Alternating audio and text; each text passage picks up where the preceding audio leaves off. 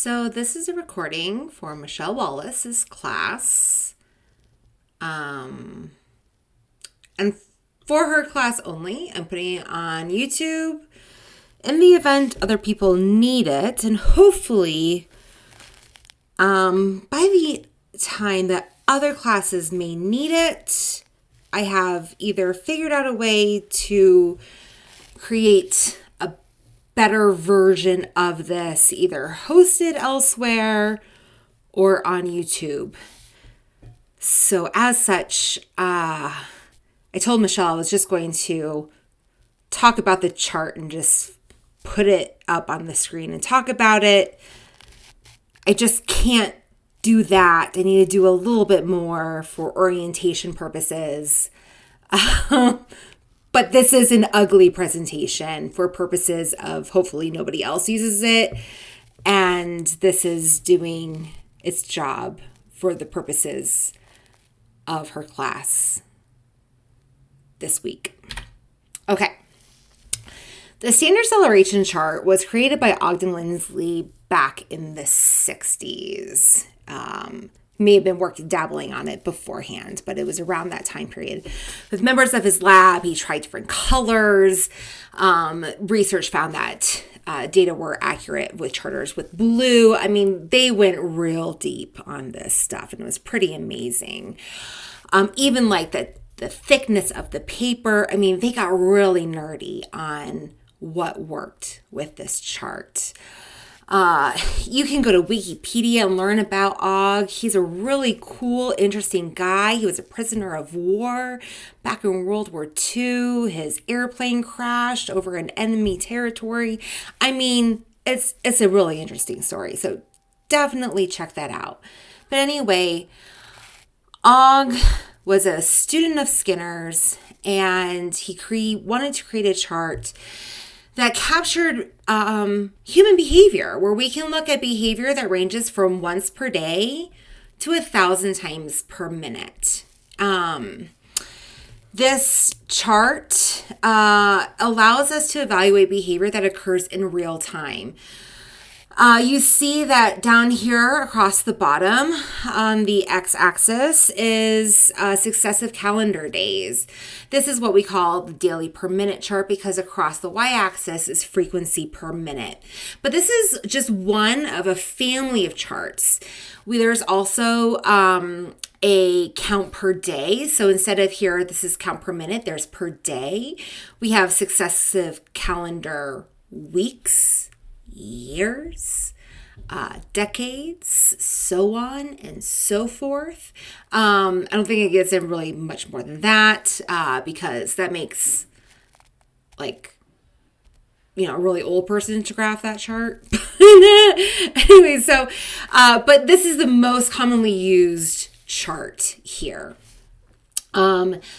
You see that if you have about 3 of these bad boys, 20 weeks, that'll give you 60 weeks. That encompasses more than a year. 2 of these will get you a nice school year. And there's a lot of handy dandy little tools over here. We'll talk about acceleration in a couple of slides.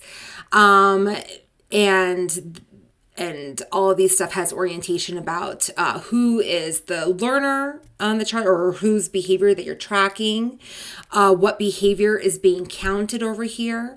The manager is who is responsible for the chart. The advisor kind of manages about 10 charts. Supervisor manages about 100 charts. The organization, maybe this is the school, maybe this is the behavioral agency. You can play around with all these other things. Up here is what we call the sync date. This can be used in multiple ways. Maybe the school, this starts as like the first Sunday of the school. Maybe the agency all has a sync date. Hey guys, we're all uniting. Maybe it's just one sync date for the learner. So that way, the whole purpose of this is that so that way every time you flip throughout the charts, your eyes are always orienting to the same, what we call the frame. Okay, so if you think about it, I always talked about this, the frame never changes. When you look at other different types of graphs and charts, is that the frame tends to change, right? The axis changes. What are we looking at? We're sessions. Are we looking at days? Are we looking at weeks? We have to look at this. Oh, what are we looking over here? Are we looking at percent? Are we looking at rate? Are they going by tens? Are they going by twos? Are they going by fives? And so you're spending a lot of time figuring out what the orientation is of your axes. And then you get to the meat of the picture. You're getting to the data. But when you have a standard chart, you already know what the frame is, and your eyes just immediately go to the data itself. So when these were put into the classrooms and schools, or when they're working with therapists, then or ABA professionals, then you are immediately looking at the data, and as such, you don't have to orient to the axes. So Og did a study in his lab, and so it's not just him, right? I want to give credit where credit's due. And they would flip through the charts, and they would spend merely less than 2 minutes on each chart, being able to understand what's going on, how the learner is progressing or not, and knowing what interventions that the learner needed, because they didn't have to spend all their time with orienting to the frame. This is also what's called a semi-logarithmic chart with respect to frequency. So if you look on, as I'm sure you're noting as the whole time I'm sitting here on my soapbox talking about a frame, that you're like, oh, this is a different looking frame. So this is what's called a semi-logarithmic chart. And there are 6 cycles of 10. So 0.001, which is around, is like 1,000 times, it's 16 hours, which is your waking day. For those of you who get decent enough sleep. And then you go up to 1 in 100 minutes, and then 1 in 10 minutes, and then 1 in 1 minute, and then 10 per minute, 100 per minute, and 1,000 per minute. And you all see that they're powers of 10, for those of you who remember high school math. So when you are thinking of this, there is a nice little jingle. There's my 6 cycles. There's a little jingle that when we teach second graders how to chart, that we say the big number on the left tells you what that starts with 1, tells you what to count by and where to count from. So all of these cycles, they all, the 0 is just a placeholder. It's not a significant number. So they start with 1. It tells you what to count by and where to count from. So if we are counting here, what are we counting by? 1s. And where are we counting from? 1s. So our next line up is going to be 2, because we're counting by 1s. And then 3, 4, we hit the 5, 6, 7, 8, 9, 10. Well, now we got a new big number that starts with 1 that tells me what to count by and where to count from. So where am I counting from? 10. What am I counting by? I'm counting by 10s. So my next line here is going to be 20. Thank you for the girl in the back with the red shirt. You got that right. Good job.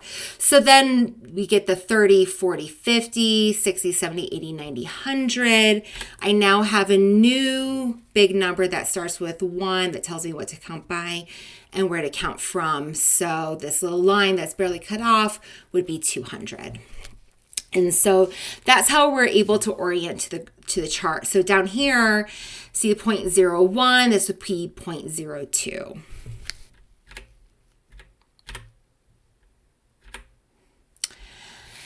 All right. Now, if we look at the bottom, we are looking at behavior as it occurs in real time.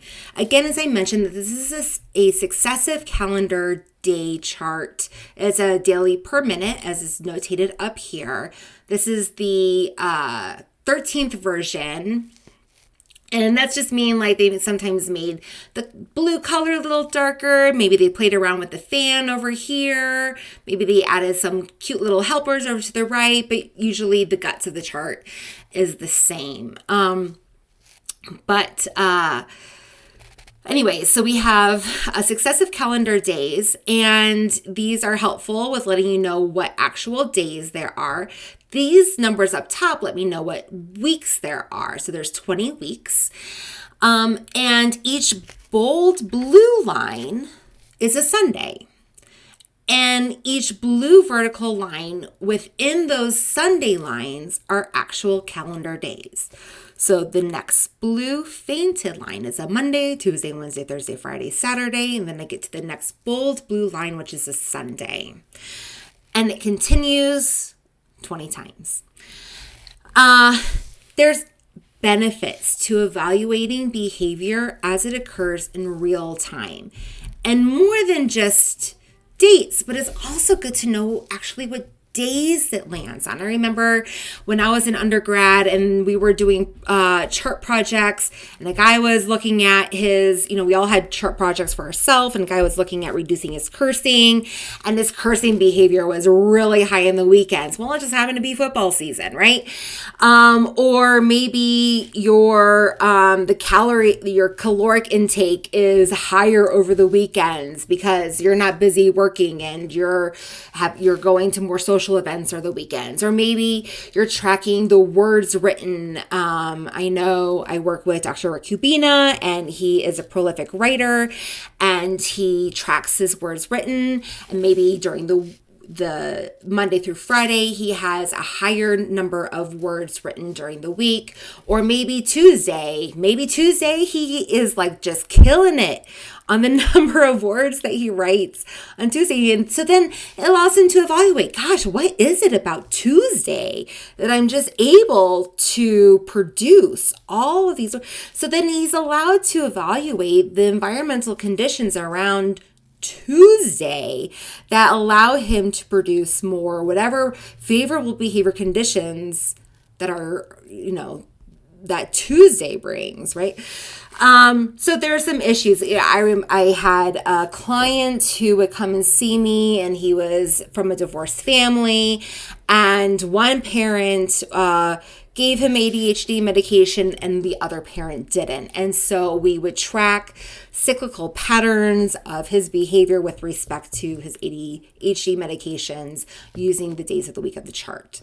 So these are things that are benefit when we're looking at successive calendar days. Now, with all of these things in mind, and with it being funky, and I get it, it's a little funky. It's something that we're not used to looking at. But I'm going to say that, again, since I'm making this for Dr. Wallace, and I'm assuming you all are her graduate students, that you guys are going to have a harder time interacting with the chart than the young learners that I teach who use this.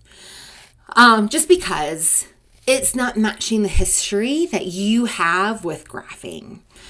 And I say graphing because that's the word that you use. But when we interact with this, we call it charting. Sorry, water. So one thing, when we drop a dot, we call it charting. Another thing with language is that you say rate, I say frequency. We both mean the same thing. I don't mean frequency to mean count. I say count to mean count. But when I chart or graph, the cool thing is when I do it, I'm able to contain, or in my data points, you're able to glean a lot of information from that. You're able to know how many, for how long, and the accuracy, all within just that one sample. So it's tons of information that I'm going to show you a couple examples of when we go into the next slide. I encourage you to, I have a presentation through the Cambridge Center. I'm not sure if they've hosted it on their website, but I've spoken at their last, in their 2021 conference, their autism conference, about the implications of precision teaching and charting, talking about like, why is it a cool thing to do it this way, and the reasons that I've adopted it into my practice. So definitely check that out if any of this resonates with you. I'm also able, with this same chart, to graph duration or latency. I'm not going to show you examples of that today because Michele gave me a time period of 20 minutes, and I think I may have maybe already gone over that today. I don't know. I haven't set my timer. So, but I'm going to show you an example of charting frequency, which I mean rate. So let's look on Monday. So remember, bold blue line is Sunday. Next thin line is Monday. Monday, I have 30 seconds time observed. And I know that because I have this little horizontal dash right here. And it's on the 2 because this horizontal dash, this symbol lets me know this is my observation time. And I know that there's 30 seconds and 1 minute, and that's that information there. I have 5 corrects. My dot is my corrects because remember, when we remember our axes, if this was a whole chart that was blown up, it would have said count per minute. But because this is 30 seconds, I put my dot at where it would have been if I was observing in a minute. So I'm projecting my data to where it would be in a minute. So I take my 2 and I have 5 corrects, multiply my 5 by 2, and I get 10, right? So this is my per minute because it's 30 seconds. There's 2 30 seconds in a minute. So if I were observing in a minute, there would have been 10 correct in a minute. But I only observed it in 30 seconds. So there were 5 correct in 30 seconds. I also, in 30 seconds, observed 2 errors. But my 2 errors actually goes on the 4 line because I'm projecting to a per minute. Now on Wednesday, and if I wanted to calculate a percent, I see that this isn't 100%. I see that I have errors. If it was 100%, my X would be below the record floor, saying that no errors are observed during the timing length. But if I wanted to, then I could calculate that percentage, which was 71%. Now, I see my next observation. I don't come until Wednesday. On Wednesday, I have 1 minute because there's one minute and 1 minute, right? I don't need to do any math there. I have 12 corrects, which is slightly above the 10 because remember, now I'm counting by 10. So my next line up here is at the 20. I have 1 error, so my X goes on the record floor or on the 1 line. Both of them are right there. They're on top of each other. They're nice as snug as a bug in a rug. And 12 divided by 13 is 92% correct. Then on Friday, here's my Friday line because Wednesday, Thursday, Friday, I'm at 2 minutes because there is 0.5 minutes, 2 minutes and 1 minute, right? So you see how we're getting a little funky with our math there. So my timing dash, this is called a record floor, goes there. I don't observe any errors, so my X goes below the record floor. Oops, I actually have a charting error. That's 8. If I observe 8 corrects, see, this is a good self-correct. Because it's 0.5 in 2 minutes, that should actually be at the 4 because I'm halving that. This is saying 8 in a minute, but I did 2 minutes. So that actually should move down to the 4. This is saying 8 in 1 minute. So that would be 16. If I actually observed 8 per minute, that would be 16 in 2 minutes. And because my X is below the record floor, I got 100% correct. Or I observed no errors, 100% correct. Now, one thing too is that, so those are instances. These are, when we're looking at frequency, we're looking at snapshots of behavior. We're looking at still pictures, moments of behavior as they occur in time. But if we want to look at streams of responding, movies as they occur, then we're looking at trend lines, right? We're looking at how does behavior occur across weeks or across days. And this is what we call acceleration. It is the unit of behavior change. Now, the great thing about the chart is that we can quantify the trend line or our acceleration line. We don't need to use descriptor words such as like slightly increasing versus greatly increasing. We can add values to those for comparisons. We can run stats if we want to.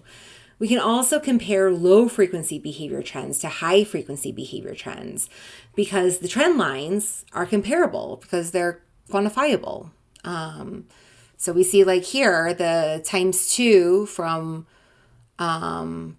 in this quadrant is comparable to the ×2 up here, or the divide 2 here is comparable to the divide 2 down below. If a trend line is increasing, it has a times sign.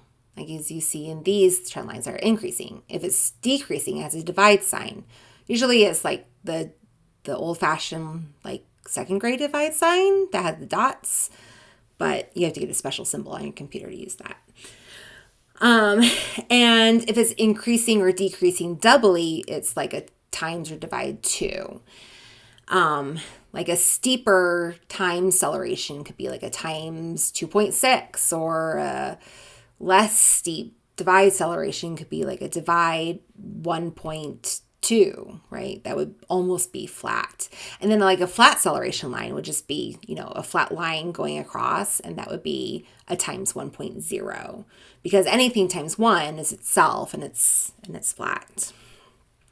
And then we also want to make note of the time period. So when we're reporting our acceleration periods, like this one over here would be a ×2 per 2 weeks because it's going across 2 weeks, because a ×2 across 4 weeks looks a little bit different, right? So these are accelerations. They are really the bread and butter of the chart because it's the standard acceleration chart. And you want to draw accelerations across frequencies of behaviors. That is not today's lesson, but just to kind of showcase you what accelerations are, because that's not something I can do in 20 minutes, and I think I'm already over my time.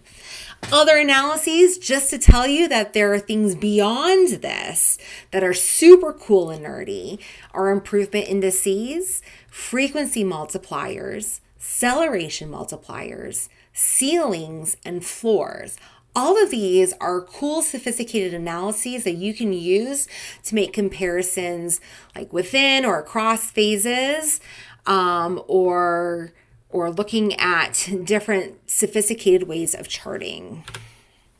And then if any of this, if I didn't just like go whoosh, if any of this like resonated with you at all, other things for you to learn are pinpoints and how we define behavior in precision teaching.